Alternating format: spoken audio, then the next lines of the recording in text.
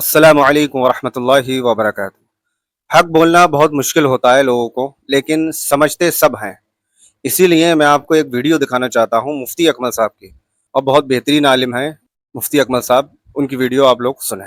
ہوا یہ کہ جو طبقہ علماء ہے، جو دیندار لوگ ہیں، جو دین سے وابستہ ہیں، تبلیغ دین کے شعبے سے وابستہ ہیں، انہوں نے لوگوں کی ریکوائرمنٹ کو فوقیت دے دی۔ کمیٹی کیا چاہتی ہے، لوگ کیا سننا چاہتے ہیں، کس چیز سے لوگوں کی اٹریکشن زیادہ ہوگی، تو انہوں نے کہا کہ قرآن کو بیان کرنے کا اتنا کوئی بظاہر فائدہ نظر آ نہیں رہا، تو یہ بڑی خرابیاں یہ پیدا ہوئیں کہ ہمارے ممبروں سے قرآن کم اور قصے کہانیاں زیادہ بیان ہونا شروع ہوئیں۔ ہمارے اسکول کالج یونیورسٹی میں دیکھیں سلیبس سکڑ کر اسلامیات کا بہت تھوڑا سا ہو گیا۔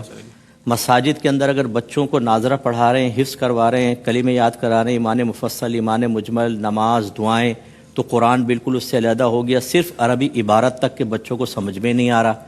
ایک حافظ قرآن جو بہترین حافظ ہو، اس سے کہیں قرآن کیا رہا ہے ذرا بتاؤ، وہ پڑھ کے نہیں بتا سکتا۔ یہ ایک بڑا سبب بنا کہ شاید قرآن اتنی کوئی اہم کتاب نہیں رہی ہے، یہ اب چومنے کے لیے ہے، آنکھوں سے لگانے کے لیے ہے، جزدان میں لپیٹنے کے لیے ہے، دکان کی برکت، ابا مر گئے تو قرآن خوانی کے لیے، کوئی اگر قسم کھانی ہے تو اس پہ ہاتھ رکھ کر، اور بچی کو رخصت کرنا ہے تو سر پہ قرآن رکھ کے اس کو گھر سے باہر تک نکال دو، بس قرآن اس کے لیے رہ گیا۔ ایک بڑی وجہ یہ ہو گئی۔ دوسری بات یہ ہے کہ ہم ہو گئے ہیں سہل پسند، خواہشات نفسانیہ کا غلبہ ہو گیا ہے۔ زندگی تھوڑی سی ٹف ہوئی تو ہم نے کہا زندگی گزارنے کے لیے جیسا چاہے کماؤ۔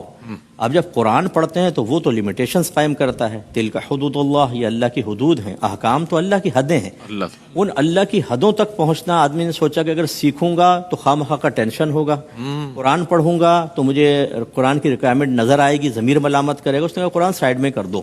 صحیح بات، تو یہ نفسانی خواہشات کے غلبے نے ہمیں بہت پیچھے کر دیا۔ بہت اچھی بات کی آپ نے۔ تیسری بات جو ہے وہ قرآن پاک جو طبقہ پڑھ رہا ہے وہ چونکہ سامنے والے طبقے کو دیکھتا ہے کہ وہ میرا احتساب نہیں کر سکتا کیونکہ اس نے قرآن نہیں پڑھا، تو جو قرآن پڑھ رہا ہے اس نے عمل کرنا چھوڑ دیا اس کے اوپر بالکل، حالانکہ اس کو سمجھ میں آ رہا ہے کہ قرآن مجھ سے کس چیز کی ریکوائرمنٹ کر رہا ہے، لیکن اسے پتا ہے کہ گرفت کرنے والے چونکہ نہیں ہیں، اب اگر اس کے اوپر نفس و شیطان کا غلبہ آیا تو اس نے بھی قرآن پر عمل کرنا چھوڑ دیا۔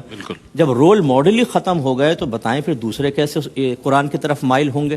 ہونا تو یہ چاہیے کہ ہر بات میں قرآن کی مثال، یا کم از کم قرآن کا ایک نتیجہ، چلو آیات یاد نہیں، قرآن کا نتیجہ اپنی فیملی کو آدمی بتائے، محلے کے اندر بتائے، دوستوں میں بتائے، ایسی مساجد کے اندر اس کا اہتمام ہو کہ ہر چیز کے اندر قرآن کو بیچ میں لایا جائے تو کچھ بات ہے۔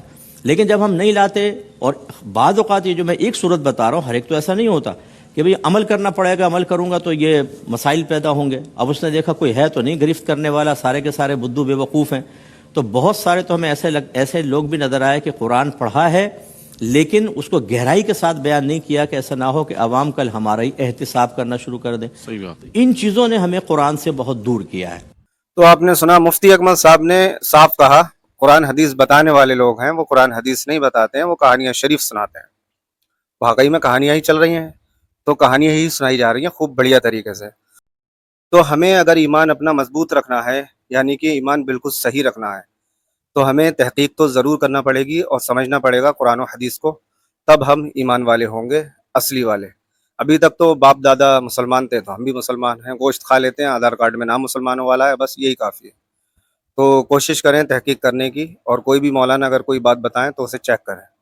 السلام علیکم ورحمۃ اللہ وبرکاتہ۔